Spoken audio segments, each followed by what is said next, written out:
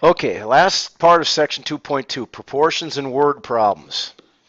Um, Most of us know that when we deal with percent problems, a good formula to use to solve a word problem that's a proportion is percent over 100 equals part over whole. Another good rule to follow, which we're going to practice here, and the one example I'm going to do for you, when you have problems that don't have percentages in it, good rule of thumb to follow is the same labels stay on the same side of the fraction. Same labels stay on the same side of the fraction. So when you're dealing with proportions that just have labels, follow that rule and you're sure that you won't mess up. Here's our one problem we're going to do. A rock climber needs to find the height of a cliff. He measures his friend, who is 5 feet tall. He then measures her shadow, which is 4 feet, then finds that the cliff shadow is 60 feet long. How tall is the cliff?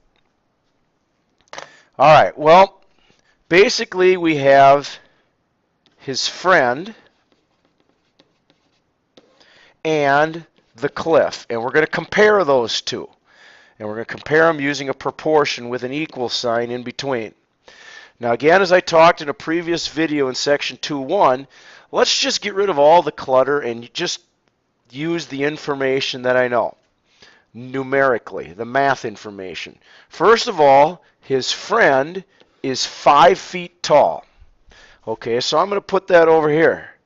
5 feet tall.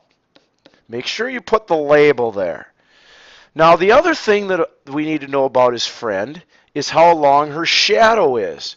Well, her shadow is 4 feet. So down on the bottom, I'm going to put 4 foot, and I'm going to change the color here because I'm going to label. I want to remember that the shadow is the length on the bottom. Now, let's go to the cliff. The cliff, the shadow is 60 feet long. Well, where do I put that number in? A lot of people get confused, but if you label things, you can remember where it goes. I notice that shadow is on the bottom, so I am going to put 60 foot shadow on the bottom. So therefore my labels are the same. And finally, then, of course, I'm looking for X on the top, which is how tall the cliff is. Well, now we all know that we're going to cross multiply, or cross products are equal.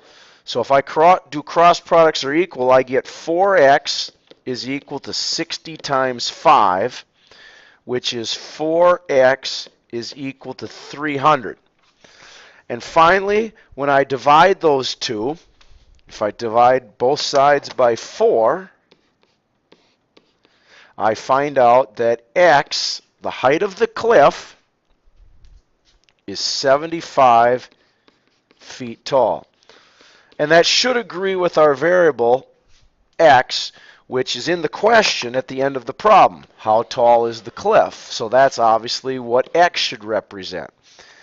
And that is how you use a proportion in proportional reasoning to solve a problem. Again, if it's not involving percentages, make sure that you label and keep the same labels on the same side of the fraction.